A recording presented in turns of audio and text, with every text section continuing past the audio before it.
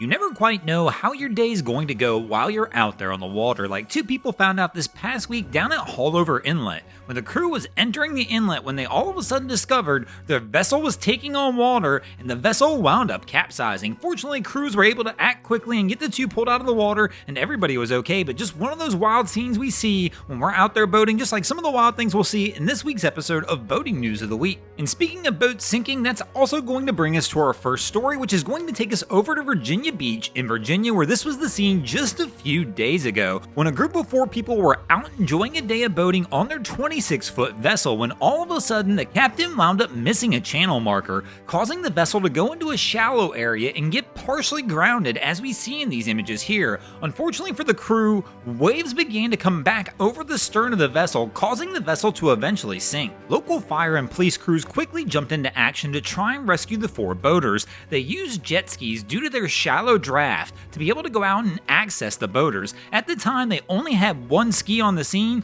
so they had to do this one at a time, taking each single boater over to Lynn Haven Marina and then coming back out and grabbing the next one. As you can see, the vessel did wind up sinking, but crew said they were able to successfully recover the vessel the next day during high tide. No injuries were reported during the incident. Our next story to make the boating news this week is going to take us over to Alabama, where this was the scene just a few days ago as well, when the Coast Guard wound up having to rescue 4 boaters after their catamaran capsized during a regatta that was going from Gulfport, Mississippi to Pensacola, Florida. The crew of 4 was on board their 31-foot catamaran named Guacamaya, and they were participating in the regatta when all of a sudden the vessel ran into rough weather and wound up capsizing, as seen in the images here. The crew fortunately had personal locator beacons on board with them and were able to activate them to alert authorities that they were in danger and needed assistance. The Coast Guard wound up launching a rescue mission involving a 45-foot response boat and an aircraft launched from the Coast Guard Aviation Training Center in Mobile, Alabama.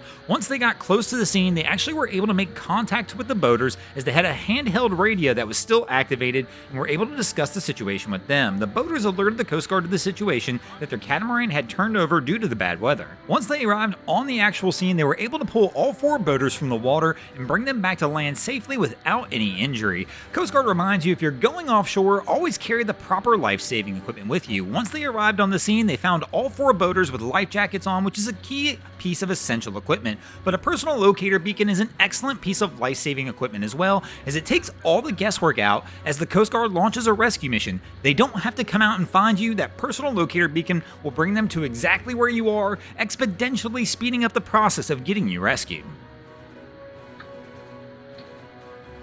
And that will bring us to our next story, which is going to take us up to Michigan, where this was the scene just a little over a week ago when 4 people had to be rescued from a small capsized boat off of Lake St. Clair. The crew of 4 decided to head out for a day of fishing in a small rowboat with only a small trolling motor as their power option. As the crew of 4 got out into the middle of the lake, the weather started to pick up, and as the winds increased, so did the wave heights. Eventually, their vessel wound up taking several waves over the gunwale, causing the boat to capsize. The Macomb County Sheriff's Marine Division was alerted of the incident and quickly dispatched 2 vessels to the scene. Upon arrival, it can be seen here, they approached the boat with 3 people on board and 1 who appears to be in the water. But one of the best parts of this is at least all 4 people appeared to be wearing life jackets at the time of the incident.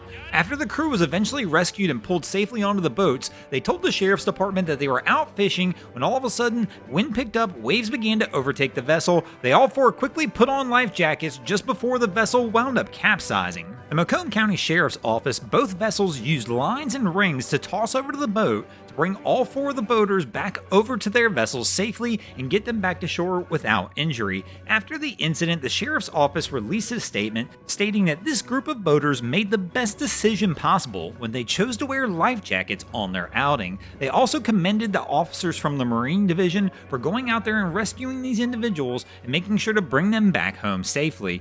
Thanks for watching, crew. I hope you enjoyed this week's episode of Boating News of the Week. If you ever see anything crazy happening out on your waterways, be sure to hit us up on Facebook or Instagram and let us know, and you might see your stories over here. And if you guys haven't already, go ahead and drop an anchor on the subscribe button.